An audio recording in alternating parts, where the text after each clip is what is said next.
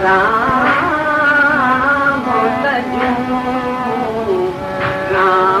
तजू मैं गुरु को न बिसारूं, गुरु के सम हरि को न निहारूं।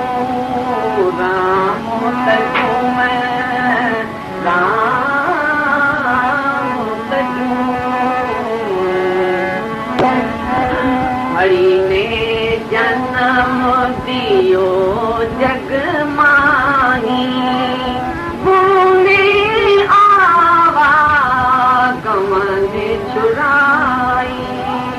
हरि ने जन्म दियो जग माही, गुरु ने आवागमन छुड़ाई।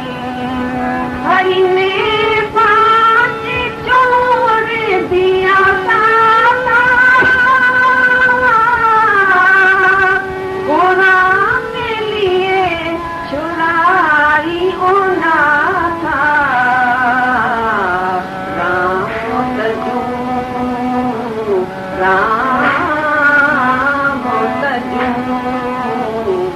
राम तजू मैं गुरु को न बिसारूं, गुरु के सम हरि को न निहारूं।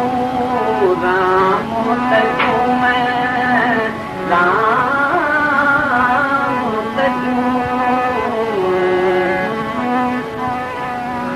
हरि ने रोग भोग उलझायो, पुराने गुरु योगेश्वर सबई बुलायो।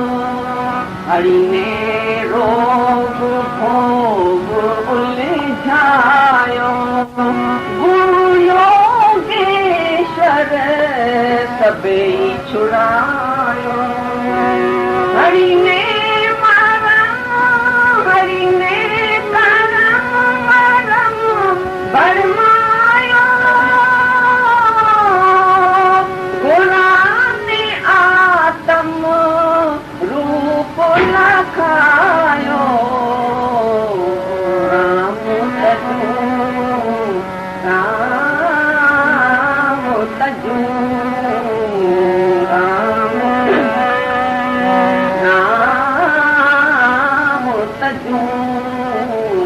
राम तजू मैं गुरु को न बिसारूं, गुरु के सम हरि को न निहारूं।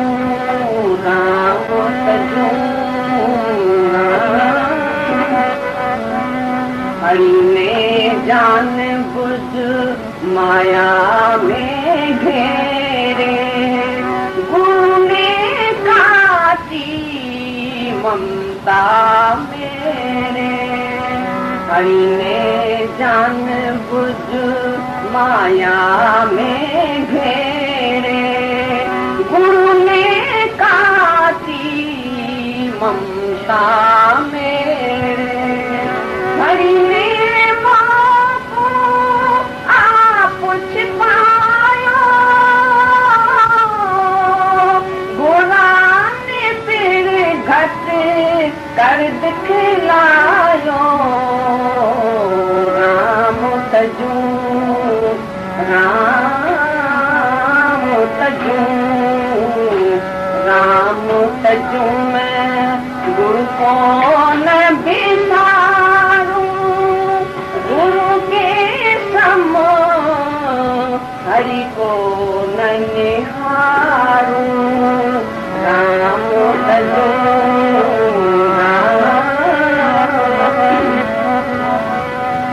पूरे गुण पारे तन मन वारूं, पूरे गुण पारे तन मन वारूं।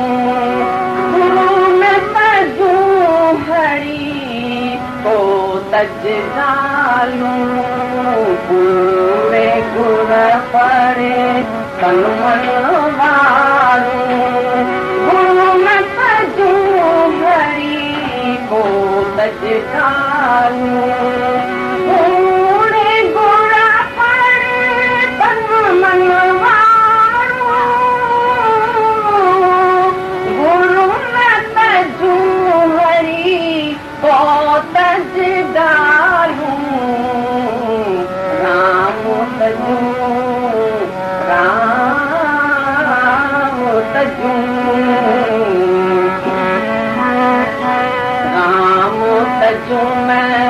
गुरु को न बिसारूं, गुरु के सम हरि को न निहारूं,